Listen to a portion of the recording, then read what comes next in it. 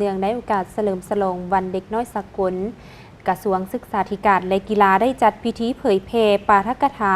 เอกสารแนะนำโดยเน้นใส่หัวข้อการปกป้องเด็กและสืบต่อสุขอยู่ให้คำแนะนำเรียกงานการปกป้องเด็กให้แก่ครูอาจารย์และก็ผู้บริหารการศึกษาพิธีดังกล่าวได้จัดขึ้นในวันที่29 พฤษภาคม 2565 ที่สถาบันคุณครูวิทยาศาสตร์การศึกษาโดยการเป็นประธานของท่านสุภาพคุณวีไซห้องหัวหน้าห้องการกระทรวงศึกษาธิการและกีฬา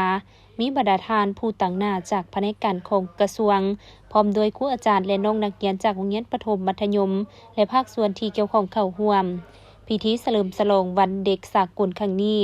โดยได้รับการสนับสนุนจากรัฐบาลประเทศออสเตรเลียผ่านแผนงานปรับปรุงคุณภาพและขยายโอกาสเข้าเรียนสำหรับนักศึกษาขั้นพื้นฐานในสาธารณรัฐประชาธิปไตยประชาชนลาว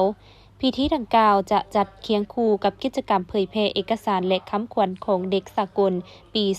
2025เมนการสร้างความเข้มแข็งให้แก่เด็กทุกคนสิทธิเท่าเทียมกันอนาคตที่ปลอดภัยในพิธียังได้มีการอ่านสารอวยพรวันเด็กสากลของท่านนายกรัฐมนตรีในคำปราศรัยได้ยกให้เห็นถึงการพัฒนาบรรดานิติกรรมในระยะที่ผ่านมาซึ่งเป็นบัตรเก้าที่สำคัญสำหรับสิทธิเด็กในสปป.ลาวเผยแพร่เอกสารแนะนำปกป้องและรักษาความปลอดภัยสำหรับเด็กในแขนงการศึกษาวิทยาศาสตร์และกีฬานอกนี้ประธานของประชุมยังได้เน้นหนักถึงบทบาทสำคัญของครูในการสร้างสภาพแวดล้อมการเรียนรู้ที่ปลอดภัยสำหรับเอกสารแนะนำการปกป้องและรักษาความปลอดภัยสำหรับเด็กแม้นหมากผลของการร่วมมือของรัฐบาลลาวและรัฐบาลออสเตรเลีย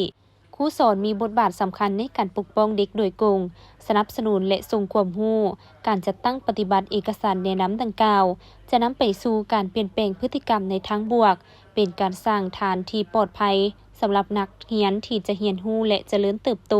เผยแพร่และอำนวยความสะดวกให้แก่บรรดาครูอาจารย์และนักเรียนที่เข้าร่วมได้แลกเปลี่ยนความคิดความเห็นกองประชุมได้สุ่มใส่การปฏิบัติตัวจริงของการปกป้องเด็กในบริเวณโรงเรียนเช่นการสื่อสารที่มีความเคารพกับเด็กน้อยการนำใช้สื่ออิเล็กทรอนิกส์อย่างมีความรับผิดชอบและปลอดภัย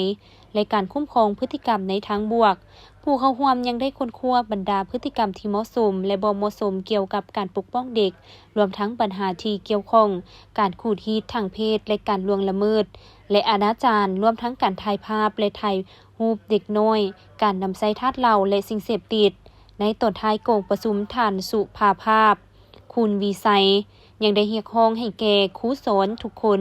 ให้บริมสิทธิ์การปกป้องเด็กและโฆษณาอย่างจริงจังเพื่อความปลอดภัยของนักเรียนการปกป้องเด็กเป็นความรับผิดชอบของทุกคนพวกเขาหวังว่าบรรดาคำแนะนำด้านการปกป้องนี้จะสืบต่อถึกนำใช้อย่างกว้างขวางโดยครูสอนและทุกคนที่เฮ็ดเวียกกับเด็กเพื่อสร้างสภาพแวดล้อมในโรงเรียนที่ปลอดภัยและมีส่วนร่วมระบบการศึกษา